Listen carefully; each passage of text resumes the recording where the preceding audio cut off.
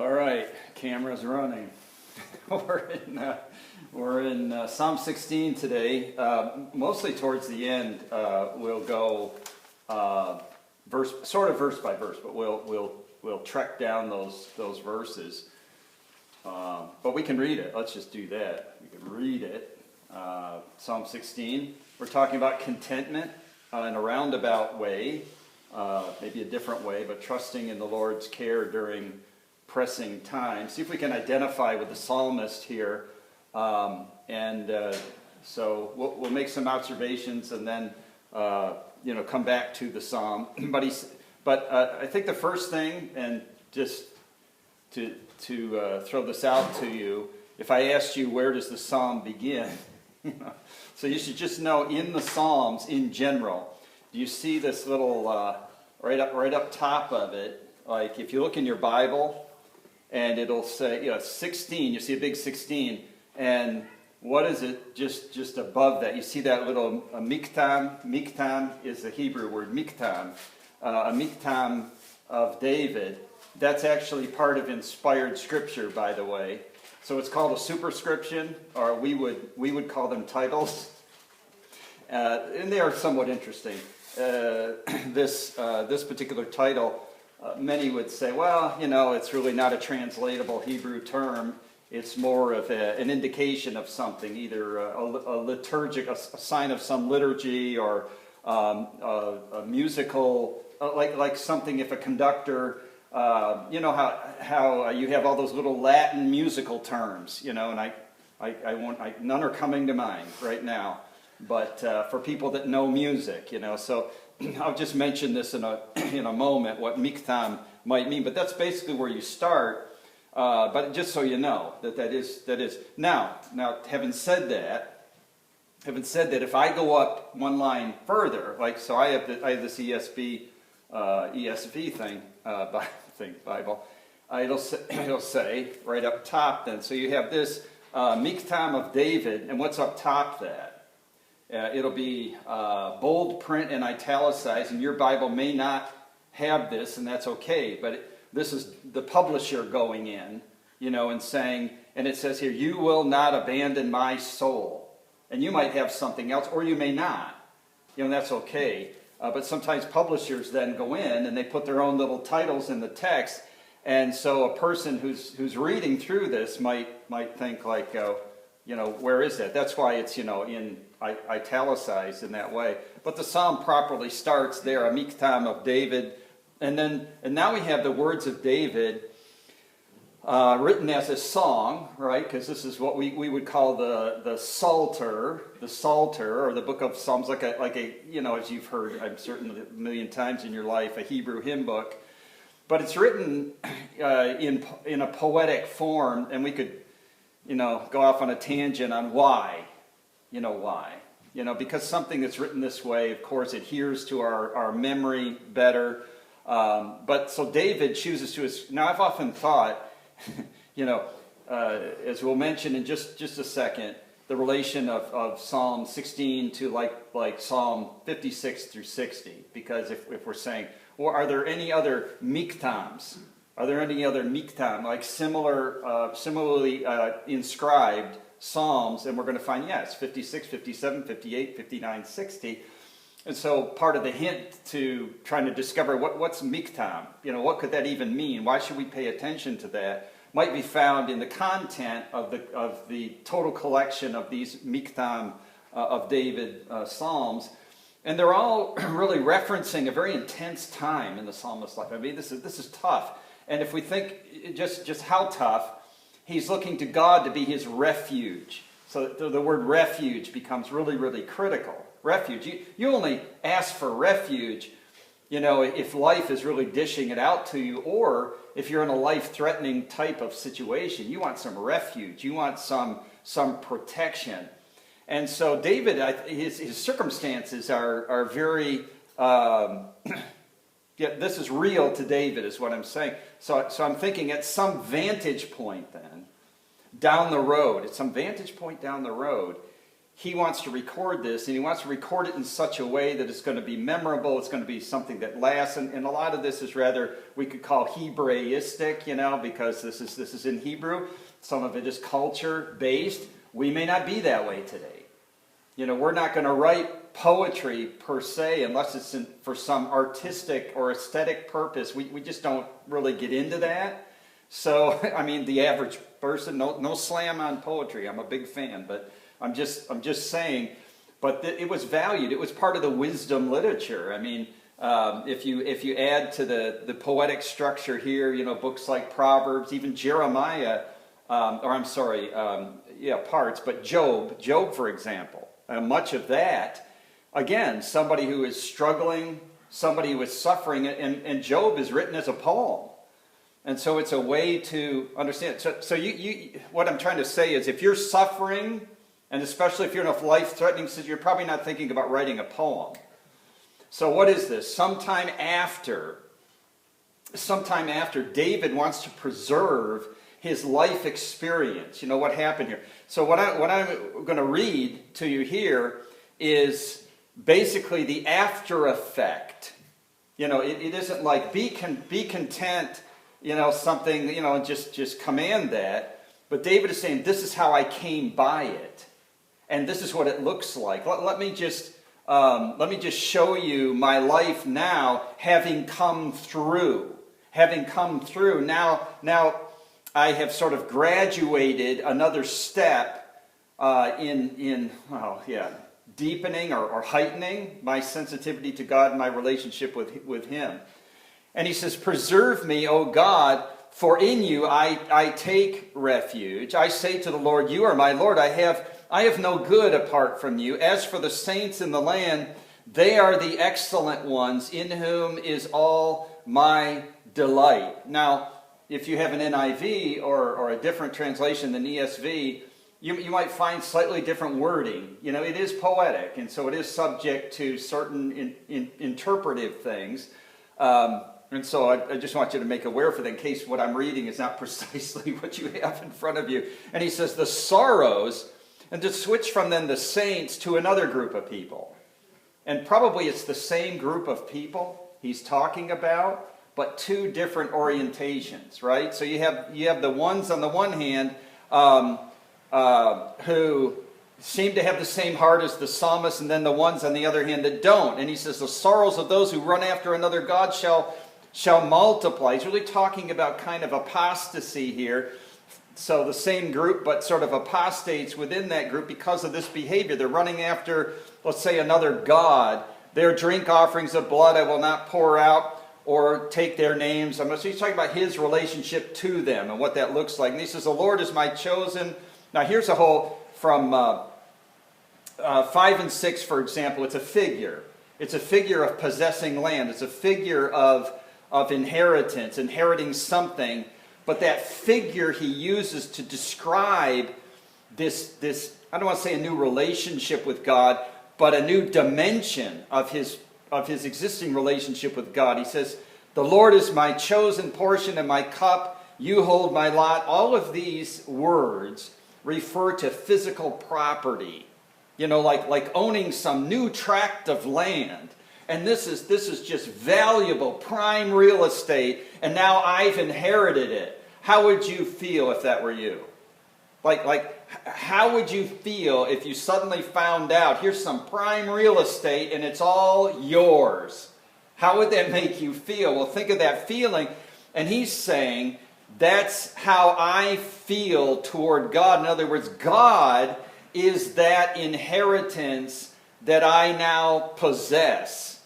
So it's a figure, but he's trying to say, listen, you know how blessed you think you would be if you suddenly found out not just scrub grass, we all know where that, like you just inherited a bunch of swamp that's worthless, a marshy region. But no, this is prime, this is choice, and it's yours. So he says, the lines, the boundaries, have fallen for me in pleasant places. Indeed, I have a beautiful inheritance. Now he's talking about God here. He's talking about God. And so then in verse 7 and following, what do we find? I bless the Lord who gives me counsel. And then at night, while you're awake at night staring at the ceiling, what's going on in your mind? And he's saying, this is contentment, right? Life-threatening situation, yet he considers himself to be blessed. And in the night also, my heart instructs me. Thinking about the Lord's counsel, thoughts about God. I have set the Lord always before me, because he's at my right hand, I shall not be shaken. What difference does it make if this God is with you always? Not just any God. For example, go back to verses 1 and 2.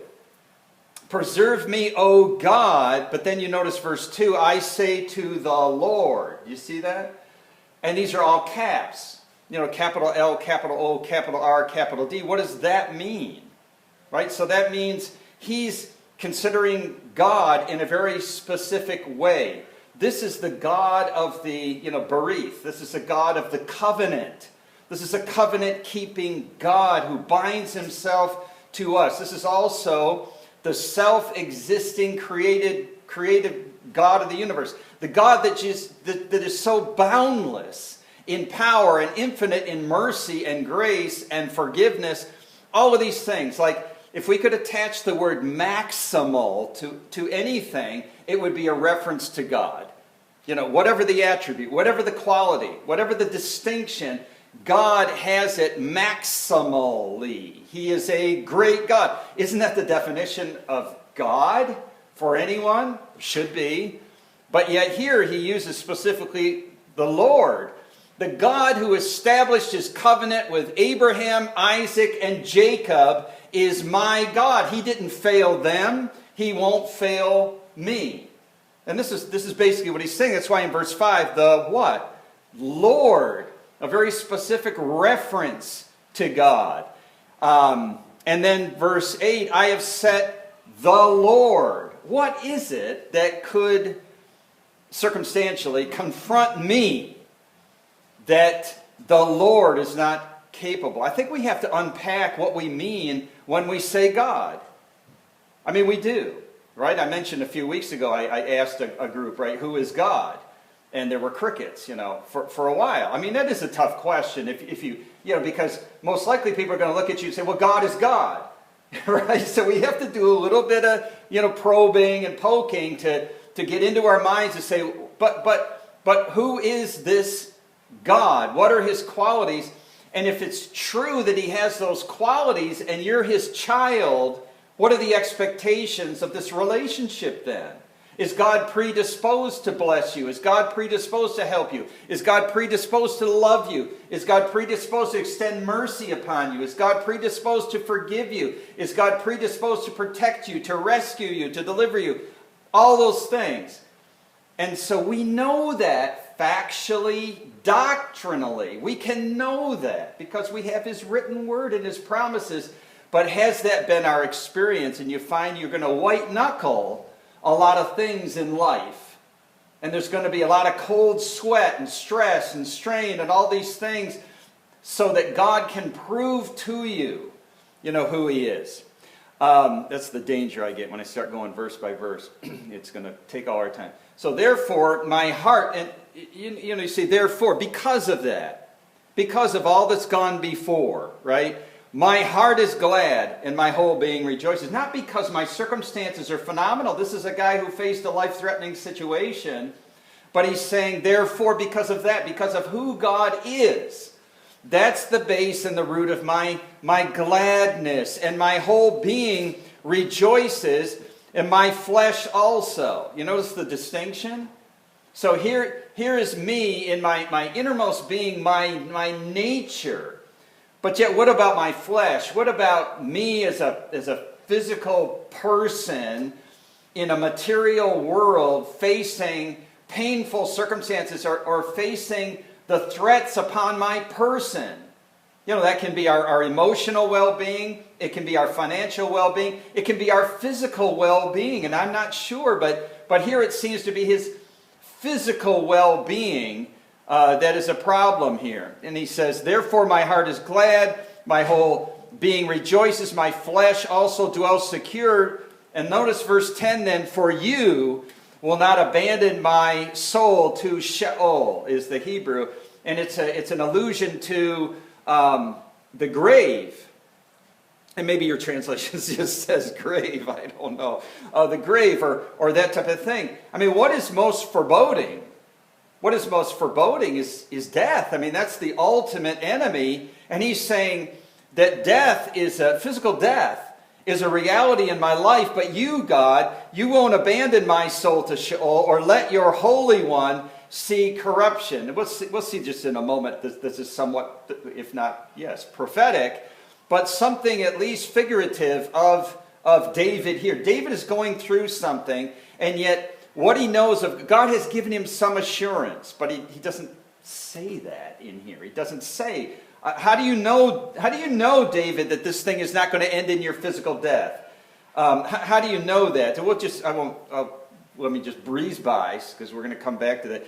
And he says, you make known to me the path of life, and in your presence is fullness of joy, and at your right hand are pleasures forevermore. But you see, all of this linked to his sort of being able to transcend the things of this world, the mundane. We'll say the mundane and the super mundane. The mundane, the stuff of this life.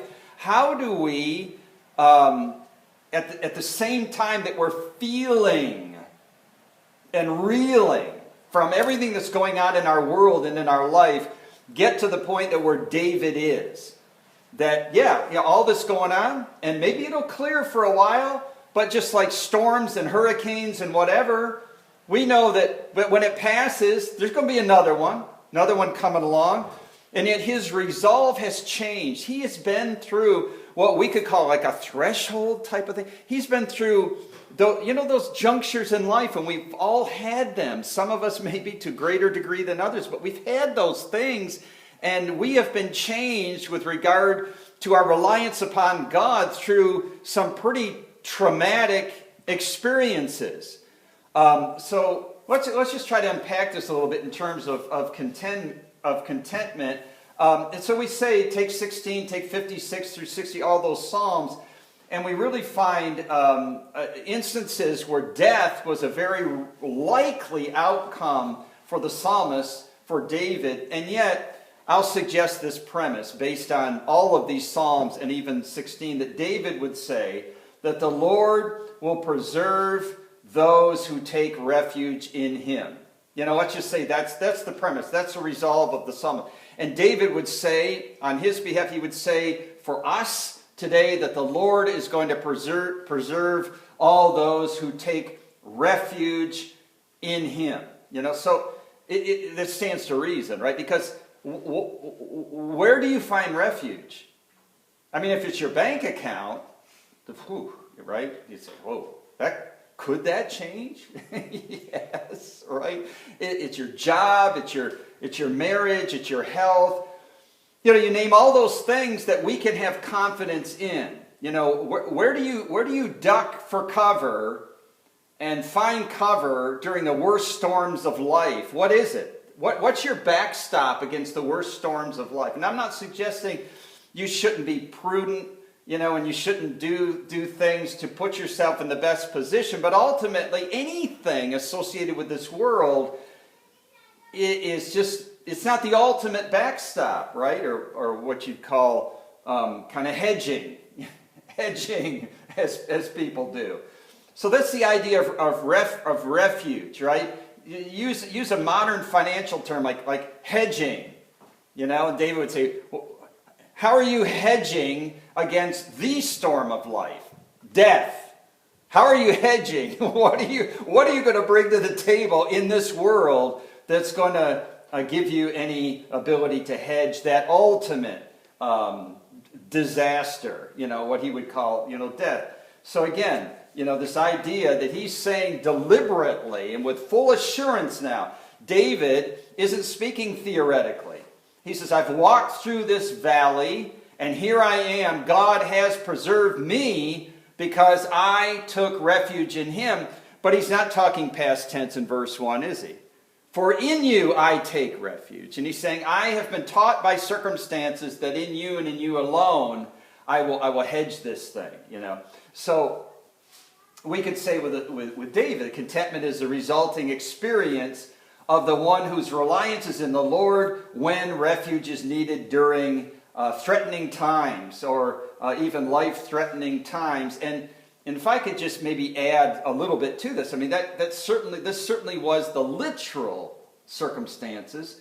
But if we principalize this just a little bit, we could say, is there any time when the end looks you right in the eyes, you know, and you're looking at a set of circumstances in your life, all seems lost. There's a sort of a death of a vision. You know, everything that you assumed was going to get you through or assumed was going to follow from all this work that you've invested into it, all this, how you've lined everything up and whatever. And now it's looking you right in the face that all just seems lost. But let's go back to the literal part of this. So there's no greater example of reliance upon God in the face of life-threatening circumstances than Jesus, right? In the life of Jesus. And ultimately, verse 10, for you shall not abandon my soul in Sheol, or let your Holy One see corruption. I mean, this was applied specifically to Jesus in the New Testament. We'll look at that in a moment. But here, unlike the psalmist, Jesus did experience death. This is literally true. And we could say of the psalmist it was maybe figuratively true in his life, or we could say that plus he was uttering a prophetic word with regard to the Messiah here, whether knowingly or not. But this is, and certainly Peter and Paul, both in the book of Acts, link this with the resurrection of Jesus. So think about Jesus for a moment. Here's Jesus who in fact experienced death. The end did come. Now for us, we see maybe a set of circumstances or a life goal that we had that's all shattering now. And what then? You know, could there be any recovery from this? Is that part of God's maximal nature that in the midst of this great tragedy and disappointment, there could open up a new way? That God is not finished, but that God is actually continuing on. I mean, there's a new way with him. And we'll see this in just a bit. And I think that's an important understanding of the psalmist here. But what does Peter do in talking about this passage? In Acts chapter 2, verses 25 through 28, Peter uses this passage for the Jews who would know it only too well, as if to say, here's evidence that God would raise someone from the dead, you know, namely Jesus, mainly this one that we claimed is God's Messiah to us. And they'd say, really, like how so? Where is there any evidence that God would ever intend to do something like that? And isn't it amazing that Peter defaults to Psalm 16 and 10? So right there, and you'll say, well, how so? How so, Peter? How do you make that connection? And do you see what Peter does? For example, verse 29, brothers, I say to you with confidence about the patriarch David. Listen, let's be real here. He both died and was buried. Come on, let's go. I'll take you to his tomb. So you know he's not talking about himself in terms of the literal fulfillment. David was not saying in Psalm 16, listen, I physically died, but God promised me he wouldn't let my physical body see corruption. And what is Peter saying in Acts? He's going, well, you know that's not the case. And David wasn't saying that. So then what was David saying, whether he knew it or not? He is forecasting that one will come. And one will be God's chosen, just like David was anointed, God's chosen to be king. So there would be one who would fulfill in perpetuity, you know, the King of Kings and Lord of Lords, and that attributed to Jesus, the Messiah. So a very clever way for Peter to make the case for the resurrection of Jesus. And then notice as well, chapter 13 of Acts. You can read these at your leisure. But here's Paul. Now, Paul's going to do the same thing. And he's going to argue similarly to sort of press the centrality of Jesus' resurrection. This is what the witnesses did in Acts. Matter of fact, start with Acts chapter 1 and verse 1 and start noting all the places where the resurrection is inferred, implied, or expressed, right? I did this once upon a time. I've got a Bible in the shelf in there. That's all I did was started looking thematically in Acts and then putting all the little references to it.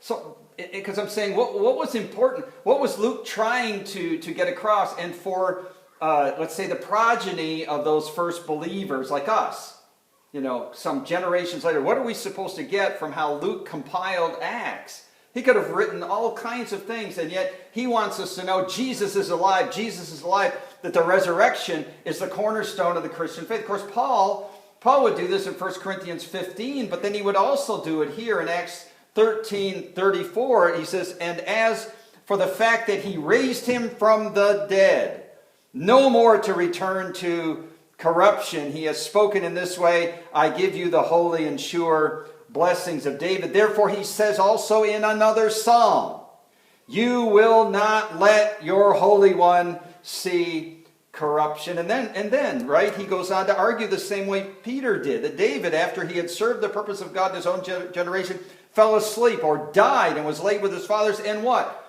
Saw corruption. So we know that Jesus is such an example of the literal fulfillment of God's promise here. This was not an aspiration on the part of the psalmist, 16:10, that, I'm going to face death and I hope that somehow God would raise me to life. That makes no sense, even within the Jewish understanding of God's resurrection program, right? Because for Jews, there was no individual resurrection. David has no even justification for thinking this way. And I'm sure when he writes it here, what would he, just in reflection, have to think about what he just said? There was going to be a general resurrection of the dead, not an individual resurrection. So it's a very, very interesting thing. But we're talking about, David's experience. There's an experience where his life was thought to be, just in certain peril. And then he escapes this, making the Lord his refuge. It's not a literal parallel, but David is seeing it this way, and ultimately referring to Jesus. Now, the idea to go back to this miktam at the top, not to make a big deal out of this because it's so conjectured as to what that means, but one of the roots that you could pull out of that Hebrew is this idea of covering, and like we have kafar in Hebrew, which can be, paralleled with like atonement. And he's not talking about atonement here, but more the covering of the mouth.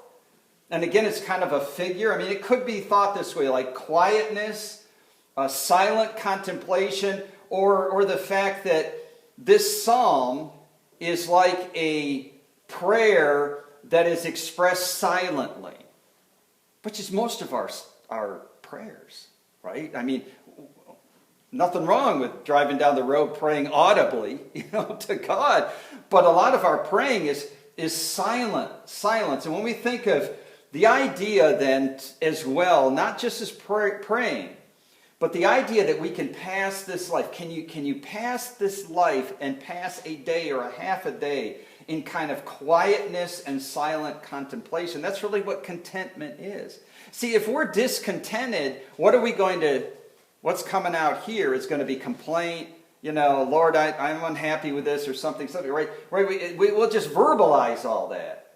What would it take to bring us to the point with the psalmist of this sort of sense of quietness, inner kind of peace and quietness? And Paul would talk about it. Others would talk about it. I realize these are New Testament themes that are articulated much more strongly as a result of the role of the Spirit of God in our lives. But for the psalmist, without benefit of the Spirit of God in him, working through him, to say, God brought me to the point of quietness, silent contemplation. I'm not talking about mysticism here either. I'm just saying the point where if our inner spirit was like the Sea of Galilee, would it be churning and raging, or would it just be placid? So David saying something along the lines of, my soul is at rest, it remains at rest because God is greater than my greatest enemy, even death. So let's talk about just something just really quickly here. Like, let's call it like the law of inversion, right? So here's like the law of inversion theory, if you'd like. But imagine like a triangle like this. Imagine a triangle like this. And let's say that the elongated end at the bottom is your problem. And you make that in proportion to the apex of that triangle, which is God. And you say God is but a point, and the base is the problem. And so the degree that I see my problem is this big is proportion to the size that I see God. But you invert that and say the size of my God then, relative to my problem, the greater God is a reality in your life, your problems are but a dot. I mean, to use another analogy, when you're on the tarmac, okay, when you're like let's just say you're on the tarmac, which who knows when that'll ever be again. But let's say you're on the tarmac and you're gonna board a plane, and just before you boarded the plane, you were having a fuss with somebody, one of the staff about your ticket or whatever. You were having a fuss with them right then and there. That was your big problem, right? But now you get on that plane and you're hearing the pilot say, we're now at a 38,000. Who cares about, you're thinking, not who cares, but you're thinking that person is just a dot down there, So here we are. And this is the point that the psalmist is making ultimately, that the size of your God will determine the magnitude that you give, or the volume you give to that problem. I mean, it just works that way.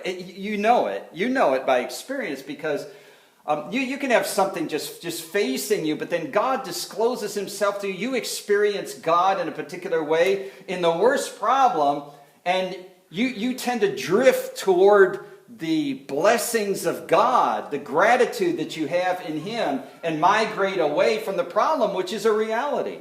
The problem doesn't go away. It's just in relation to God, it becomes so much so much smaller. So, in Psalm 16, for example, we're looking at the after effects here. Really, we're looking at the after effects. So David's been through the mill, and now these are the after effects. The trial of the hour. The trial of the hour for David is now past, and he's able to reflect upon it, and it's so fresh and so vivid. And he puts it in this particular way so that we can share in it and understand it and take things from it. We switch analogies to like a mountaintop experience versus the valley. David is telling you that because of his time spent in the valley, that he achieved a certain mountaintop perspective of God. So maybe just to think about that for a moment. You remember the disciples on the Mount of Transfiguration. That we could just make tents, pitch tents here and reside. Let's just stay here. This is so great. But here's a problem with mountaintops, right? So mountaintops, although it's a struggle to get there, any of us that lived in the Adirondacks and done any type of hiking, no, it's a struggle. But what's the payoff? And what makes us want to get there? Is the payoff is these vistas that we see and the beauty and everything else, but it's a destination. It's a destination, and once you're there, what do you have? A beautiful view, but you can't live there. Mountaintops were not intended to build a house and just live there. The only thing you have now to look forward to from this mountaintop experience is you have to descend back into the valley. And I use this word oscillate, but that's a Christian life. You're just going to oscillate this way. You're going to go from mountaintop to valley to mountaintop to valley. That's just who we are. And we take, the lessons of the journey to that mountaintop, and we see God in a new and a fresh way. And it's that graduating, to a new level that allows us to take those lessons and live it out in the valley, which we know is coming because that's where we're heading, right? We're not going to live on the mountaintop. We're heading there. So I have a friend in Germany, lives outside of Cologne, Germany, and so he was telling me about. He's a business guy. He was telling me about this club that they have, and basically, and he's showing me pictures of when this club within this company. You talk about hiking, right? So we have the Adirondacks, and they're gorgeous, but then you look at the Swiss Alps, and that's where they would go, just over the border down to the Swiss Alps, and you're seeing the elevations or whatever. This is, wow. So they started like this 2,000 meters club, 2,000 meters club. So there's that, and then all of these T-shirts, and they're so proud. I'm a member of the 2,000 meter club. Well, that's sort of, low level. That's baseline. Go and do that. And then the idea was, well, I want to be in the 2,500 meter club. Then in the 3,000. Now you start 3,000. Okay, now you're really talking 3,000 meters. So what's he saying? He's sort of graduating. You see, God does that. God does that through trials and through the things of this life that He doesn't preserve us from. But yet He builds something into us in these valleys and in those mountaintop experiences, but more so lessons, that we get. We get a fresh perspective of God that now change us in the valleys. So a few points, and then we'll get back to this and a few observations. Then back to verse by verse, and we're done. But one, I'd say, don't avoid or abandon the deep, dark, and lonesome valleys of life. As though somehow, I wandered here, I got off course, I took a detour, and I wandered here, but what if God led you there? I mean, what if God circumstantially led you to that place? And the very place that God leads us, He doesn't abandon us there. I mean, you get this from the psalmist, right? Take verse 10, the first part, even though literally we're not talking about being raised from the dead here personally, but what about a God who's a covenant-keeping God who cannot fail? And He says, you will not abandon my soul, period. You will not abandon my soul, which happens to be the title that the publisher gave to you will not abandon. See, that is a fact that has to be a factor in our life. That has to be our pre-understanding when we walk into the circumstances of life, that I haven't taken a wrong turn. I mean, I'm not saying we can't, but I'm just saying in particular situations, I haven't taken a wrong turn. The God who led me here will preserve me through this. I mean, Wesley used to say, I'm immortal until my work here is done. And I mean, that's all of us, right? A second thing, don't allow fear, even rational fear. You may have genuine, rational reasons to be afraid. You might experience fear, but don't allow fear to blind you or to obstruct your vision of God in the valley. And that can happen, right, to the point of just clouding our judgment and all these things. The one who is there will not leave you without evidence of His presence. And so sometimes we have to look for that, but we can't if we're blinded by fear. So what do we know? We know that God who brought me here will not leave me here, will not abandon me here. The God who brought me here will stand beside me.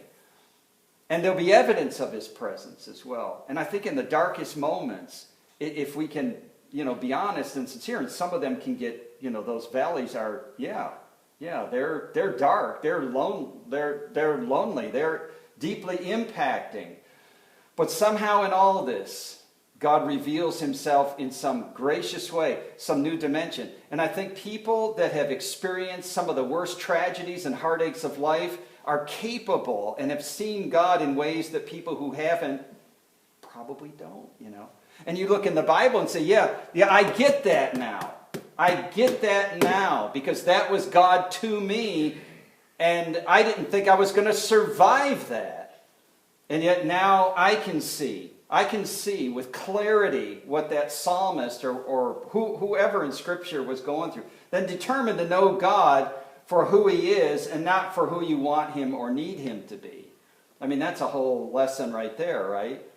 To say, God, to say, God, I want to know you for who you are. And what if we just make him subject to let's say, God, I only want to know you to the extent that you fulfill my needs or my wants. Well, now we've got a whole different picture of God. But when God places us in situations so he can truly disclose to us who he is. Now, but you look at verse 10 again. Or let your Holy One see corruption. He's talking about someone being raised from the dead. There is nothing in there is nothing in the Torah. There is nothing where David could really understand that as being something he personally could experience. Yet God has disclosed something to him that would have otherwise been hidden were it not for the strain and the stress and the fear and the doubts and all of those things, right? Just like we talked about faith or belief being a subjective response to an objective truth. And there's so much this way. What I claim is a subjective response to an objective truth over here, or an objective truth claim, something like that. We have all of this subjectivity. When I doubt something, that doubt is relative to a person or something I read, and then that doubt is also linked to the source, so we consider the source. Hence it all trails back to Scripture as being a reflection of what God has said. So we want God to remove the threat, relieve the fear, quench the sense of terror, all these things, but God wants us to experience him in the fear, in the terror, and conclude, my God is a refuge even in this. So that's easy to say, right? But then to live it out, and that's what the psalmist is saying. I did. I lived that out and found God to be perfectly sufficient. People, no. No. He says, people, no. How do we know that? Look at verses 3 and 4. He says, one group, two types. One type is going to take you that way. One type is going to take you that way. Or I should say, this way, meaning the earth. One's going to just encourage you. You find that. You find that with believers. And you begin to coalesce people in your life that are advocates of God and trusting in him and supportive of that. And then 4, the bigger the God, the less occupied we are with our trial, as we mentioned a moment ago. So how would you face each day in the valley if you were convinced that God will never abandon me? You will not abandon my soul. How would that impact your life? That's one thing to say about how would you impact your life if that is the precondition by which you live, regardless of the circumstances. So what does it mean to you to know that God is by your side? Now remember Acts 27. Remember this whole thing, that the latter chapters in the book of Acts where Paul, is fighting it out with Roman authorities, and mostly the Jews. The Jews just accusing him of everything, bring him up before Roman tribunals. And he says, you know what? I want to make my case to Caesar. I have a right to do that. I have a right to go to Rome. So you remember all that context. But in Acts chapter 27 and verses 13 to 25 in there, just read about the shipwreck.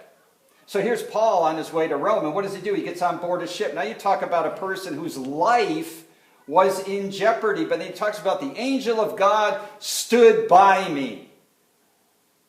Now imagine you're the Apostle Paul. And, you've been imprisoned in Philippi. You've been left for dead outside Lystra. Now you're being brought up trumped up on these charges and brought up before a tribunal.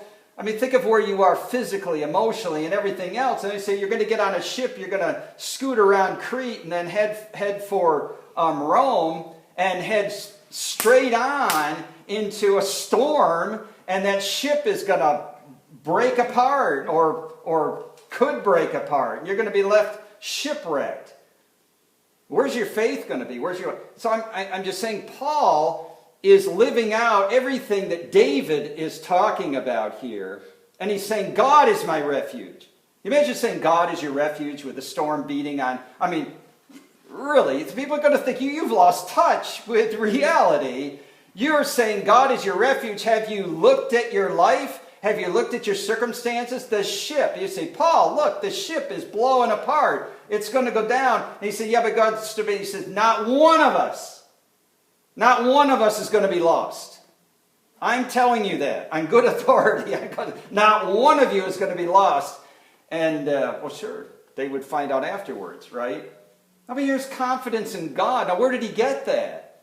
He got that through a whole lot of turbulent living. Left for dead, whipped, scourged, thrown in prison, maligned by the Jews, and distrusted by the early Christian community, remember? Right? Remember Galatians chapter 1? No, you're just trying to, you're saying you're a Christian because you want to be able to get in and discover where we are, and all this kind of thing. And imagine what Paul was saying in Acts 27 is the complete opposite of the disciples in Matthew chapter 8. And Paul is saying, God is with me. God stood by me. God's going to take care of us even in the worst of times.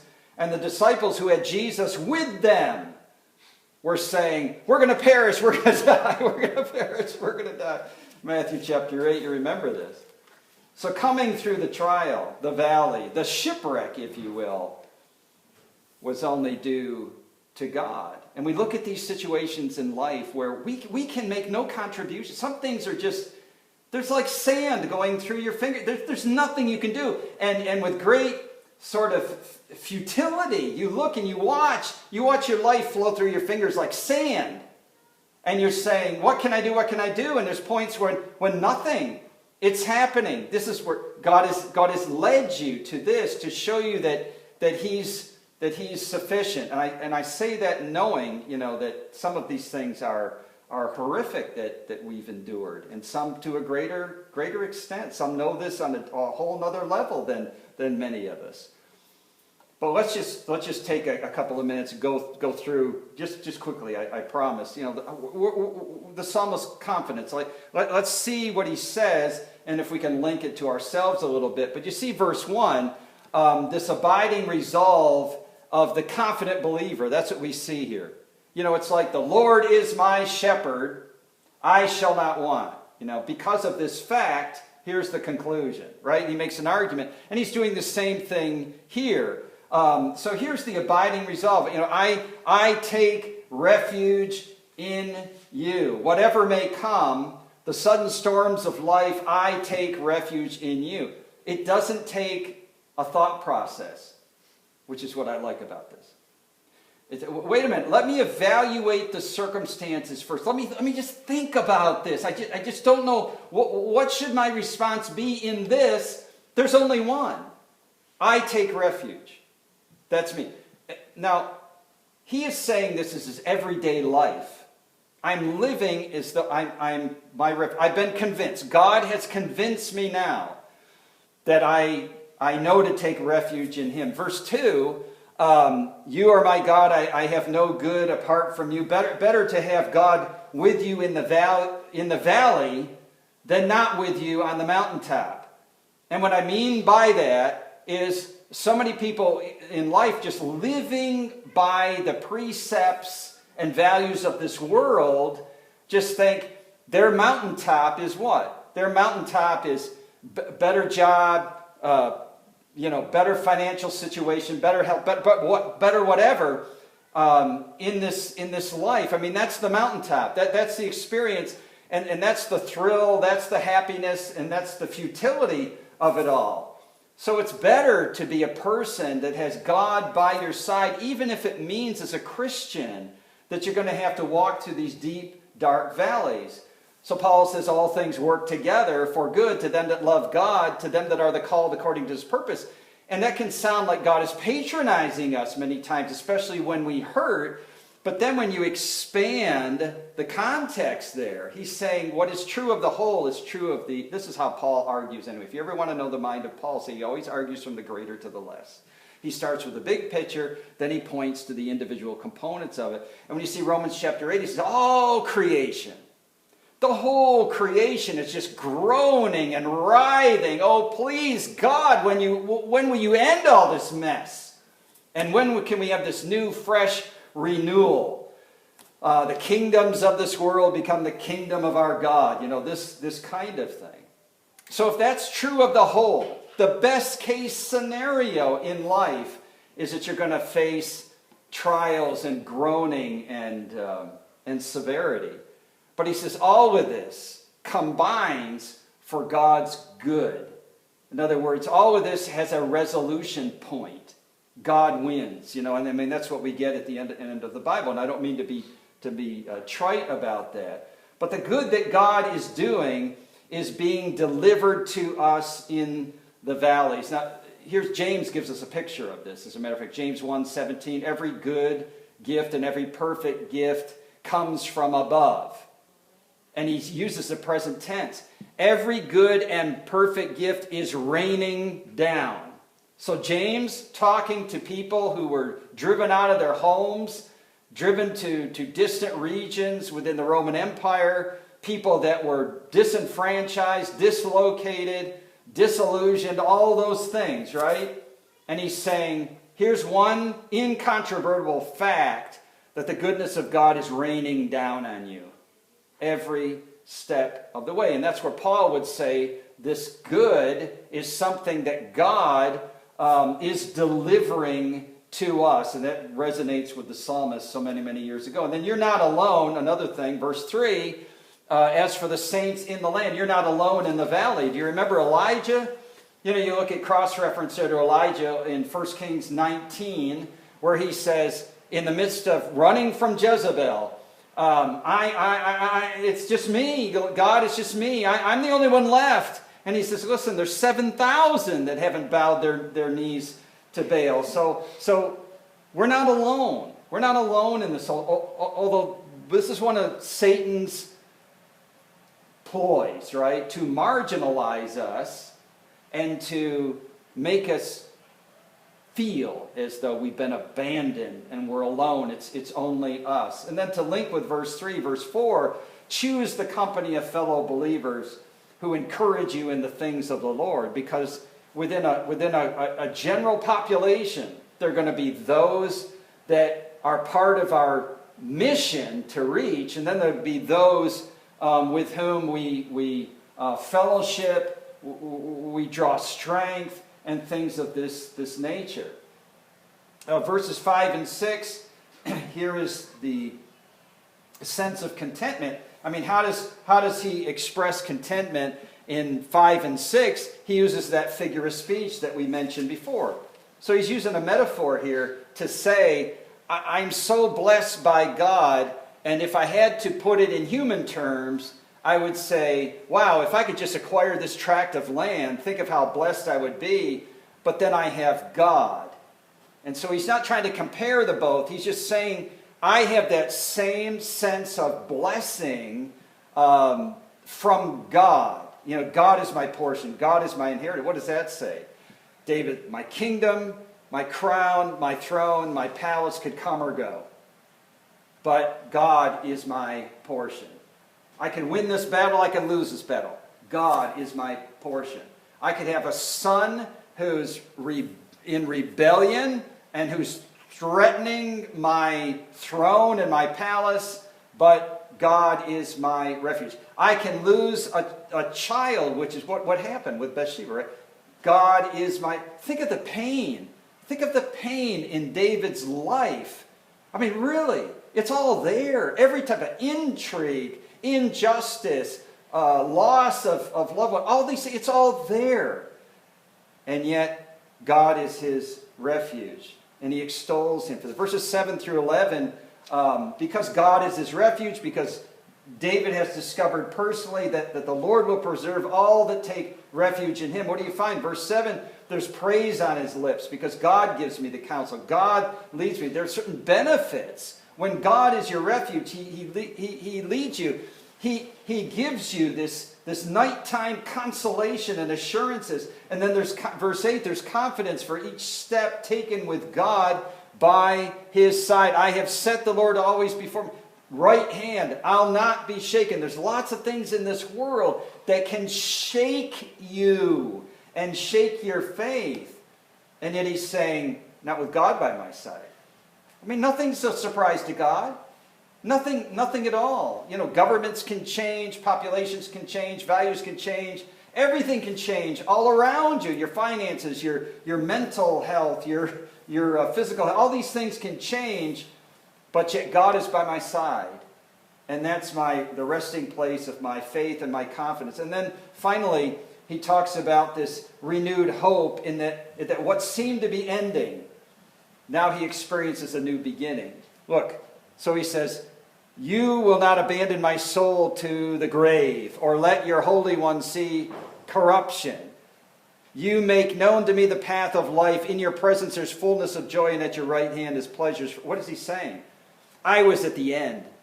I was at the absolute. I was looking death in the face. I was absolutely at the end. But now there's a new beginning. And who is the sponsor of that? Which is God.